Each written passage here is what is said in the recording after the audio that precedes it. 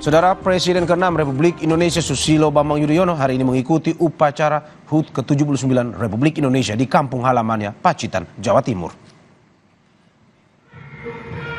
SBY ikut hadir dalam upacara detik-detik proklamasi di Pendopo, Kabupaten Pacitan, Jawa Timur. Kedatangan SBY dan rombongan disambut langsung Bupati Pacitan.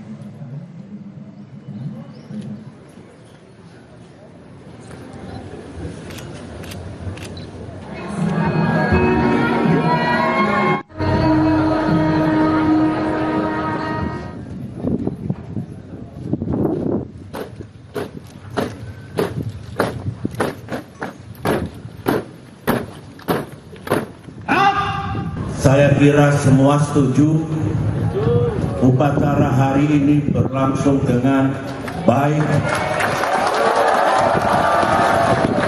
membanggakan, tidak kalah dengan upacara di Istana Negara Jakarta.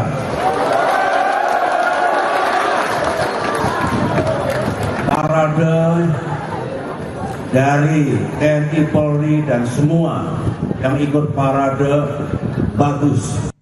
Upacara memperingati ulang tahun ke-79 kemerdekaan RI digelar di dua tempat secara bersamaan.